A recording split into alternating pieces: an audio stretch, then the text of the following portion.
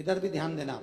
शिव मंदिर में जाएंगे तो ये शिवलिंग रखा है, ठीक है, ये जलाधारी है, ठीक है, ये माता का स्थान है कटिभाग, ये 2 चरण है जहां से पानी नीचे आ रहा है।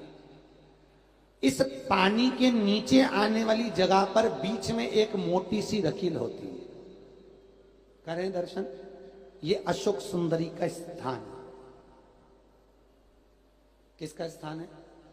अशोक सुंदरी। आज भी नियम है, जिस लड़के लड़की का विवाह नहीं हो रहा हो, शादी नहीं हो रही हो, बहुत परेशान हो गए, कहीं मंगल है, कहीं राहु है, कहीं केतु है, कहीं कालसर्प दोष है, कहीं कुछ है, बच्चे बच्ची का विवाह नहीं हो रहा, बार बार देखने आते हैं पर विवाह पक्का नहीं होता, कुछ ना करिए। सावन के महीने में चंदन की 3 बिंदियां और उस अशोक सुंदरी के स्थान पर आप सावन के महीने में किसी भी दिन जाकर लगवा दीजिए और उसी 3 बिंदी में से थोड़ा थोड़ा सा चंदन जहां पर लड़का लड़की सोते हैं उस कमरे में लगवा दीजिए। 6 महीने के अंदर विवाह पक्का हो जाता है। अशोक सुंदरी, और अशोक सुंदरी का प्रमाण भी बड़ा सुंदर है। एक बात याद रखिए, अशोक सुंदरी के लिए बहुत सुंदर बात कही गई, बहुत सुंदरता कहा गया। जिसको काया का रोग हो जाता है, काया सफेद हो जाती है, या चमड़ी सफेद पड़ने लगती है, या काली पड़ने लगती है, या नेत्रों के नीचे कालापन आ जाता है, उसके लिए भी अशोक सुंदरी का ही पूजन किया जाता है। अशोक सुंदरी पर कब करते हैं?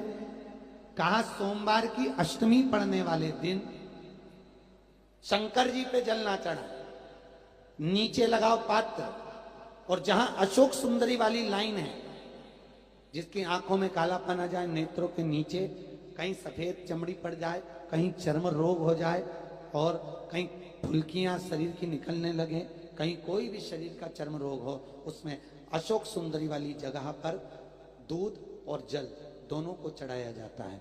दोनों को चढ़ाकर उसको पात्र में झेला जाता है। सोमवार की अष्टमी के दिन इसको सुबह चढ़ाया जाता है। शाम के समय इसी जल को उठाकर शाम पड़ते समय बिल्कुल संध्या के समय पर पानी में मिलाकर इससे स्नान कर लिया जाता है। चर्म रोग समाप्त हो जाता है।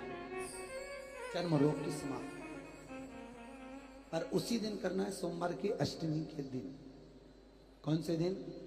सोमवार। लगभग वर्ष भर में 2 या 3 पड़ती है। अब के साल में तो 3 पड़ गई, अब अगले साल देखो कितनी पड़ती है, 2 या 3 पड़ती है सोमवार की अष्टमी। चर्म रोग तक को मिटा देती है। अशोक सुंदरी प्रमाण है, क्योंकि अशोक सुंदरी सुंदरता प्रदान करने वाली, अशोक सुंदरी निर्मलता देने वाली, श्रेष्ठता दी।